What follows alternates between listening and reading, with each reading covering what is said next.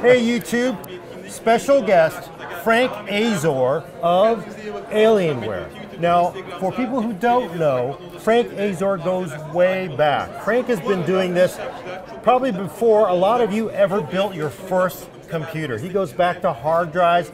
We go back a long way.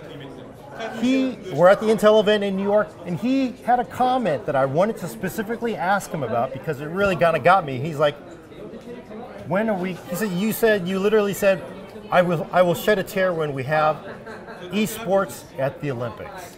Yeah, is that really going to happen, man? I think it is, man. I think it is. Look, I personally think that esports is going to become the most popular game or the most popular sport in the world. I mean, you look at traditional sport numbers and kind of how they're on the decline already and the rapid growth of esports. And you just look at esports fans and you look at the players and the community and everything that's building, the entire ecosystem built around the sport. And there's just an incredible amount of momentum. And I think it's going to really culminate when we see it at the Olympics. I mean, we've been doing this a really long time, as you said, and I remember being one of 4 guys that I could find in my high school that played computer games that we could relate to.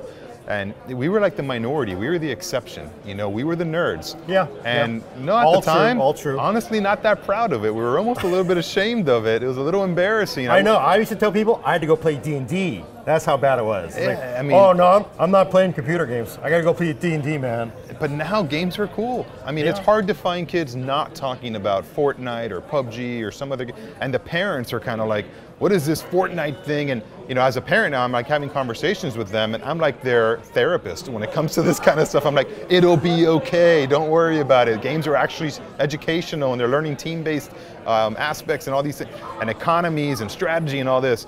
And I just think if we make it to the Olympics, growing up as somebody who saw the Olympics and saw these incredible athletes that were kind of superhuman in a lot of ways, for esports to be legitimized in that way on an Olympic stage, something that's so global, something that really legitimizes the sport in my opinion, I think that's going to be like an incredible moment in our history.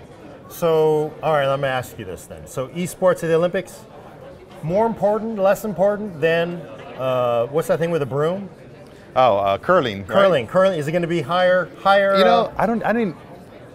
You'll never watch me or have me watch a curling match or anything. I don't even know what they're called matches. I don't know much about this.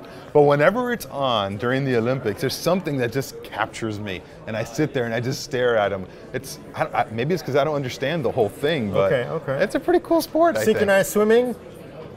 That's pretty cool too. That's pretty cool. I'm not blowing smoke up your behind. I mean, these things, and to me, it's like the ability of the athlete is what I'm like most impressed with. And kind of the same thing with esports. Like whenever I try and do like a little exhibition match against an esports athlete or something, the way in which they spank me, it's like remarkable, And not that I'm a great gamer, and I think that I am. It is an honor to have your ass kicked by a pro player. But it is an honor. It's like the way, how quickly they do it, and how effectively they do it, and how efficiently. And that's what I think I see in some of these athletes in whatever sport that they're doing. It's like they're superheroes. They're like superhuman people. Right. And that's what I think I appreciate the most. And I just can't wait to see our entire industry potentially on that stage. I think that's going to be amazing for us. So, parents, Frank Azor is here to tell you it's okay. And for my 13-year-old, 11-year-old, if they start saying, I got to practice for Olympics, Dad, got to play some more games, what do I say? I mean, do I say yes? Yeah, of course. Look, anything with moderation, I mean, there's got to be some moderation in whatever you're going to do. You got to go to school. You got to have a backup plan. You may not make it to become a professional esports athlete. You can't put all your eggs in that basket, that's for sure. Sure. But look, it's a little bit of a scary world out there, honestly.